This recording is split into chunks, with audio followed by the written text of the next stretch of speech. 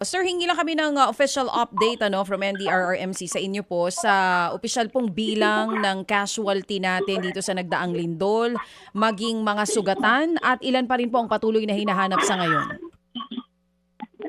Sa ngayon, DJ, meron pong 47 na mga kababayan nating hindi nakaligtas doon sa lindol. No? Ito again, for verification and validation ng ating management of the dead and missing cluster.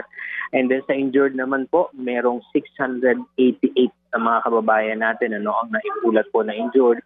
At sa ngayon, meron pong 31 na missing o na pinaghahanap. No? Tuloy-tuloy pa rin po yung search, rescue and retrieval doon sa mga lugar nga po na kung saan nangyari ito. Oo. Doon naman po sa... Sige po, tuloy po sir. Doon naman po sa mga affected population, as of 8 a.m. Today, ang datos po natin, merong 75,324 na mga pamilya na apektado po nitong lindol. Katambos po ito ng 346,000 nating mga kababayan mula po sa apat na rehiyon. And then this is... wala po. Pero yung significant impact po kasi ay doon talaga sa Region 11 at saka sa Region 12. At nababanggit nga po, base doon sa mga rapid damage service assessment, ay yung General Santos City po, yung Sarangani Province at yung mga kalapit na lugar po. Oo. Sir, ulitin ko lang, ilan po ulit ang number ng affected ng lindol sa Region 11 at 12 in totality? Kasama na rin po yung ibang region, bale apat na regions po ito, 75,324 affected families. And then kung persons po ito, 346,449 affected persons. Oo, medyo malaki po yung bilang ng mga apektado. Saan po pinaka marami yung bilang ng casualty at bilang po ng mga apektado? Doon pa rin po sa Sarangani and then sa General Santos City and then meron din po sa Davao Occidental. Yung sa Davao Occidental po, ito po ay mga dahil sa nangyayari pong landslide.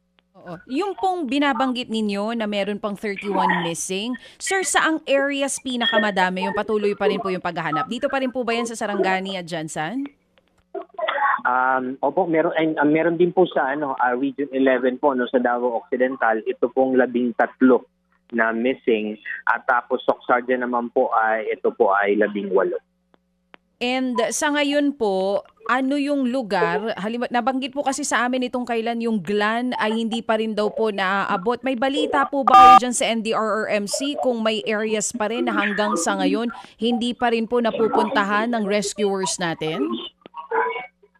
Tama po kahapon, yung Glan kasi ang naging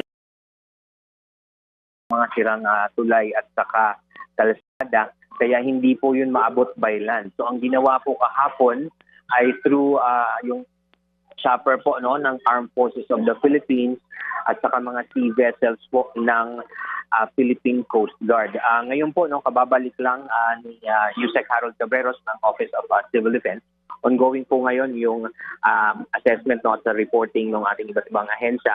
Kahapon po, may mga naiparating na po na mga fooded non-food items doon sa Glan sa pamagitan nga po nung air sorties at saka nung mga sea vessels.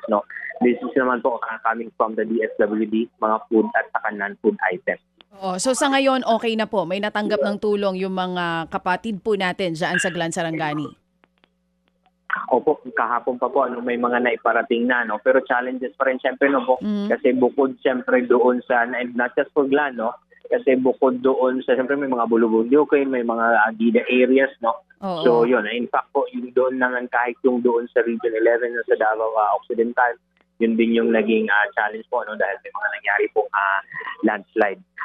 Yung DPWH po, yung Debris Clearing and Civil Works Cluster, ay puspusa naman po ang pagsasagawa noong mga debris clearing para makadaan nga po yung mga tulong natin doon sa ating mga kababayan. Mga kapatid, patuloy po kayong tumutok sa 105.9 True FM para sa totoong balita, impormasyon, music and entertainment. Mag-subscribe sa aming YouTube channel at podcast at sundan nyo kami sa Facebook, Instagram, X at TikTok sa True Network PH. Bisitahin din po ang aming official website, truefm.ph. At panoorin din kami sa True TV Signal, Channel 19. Kami po ang 105.9 True FM. Laging true sa'yo, kapatid.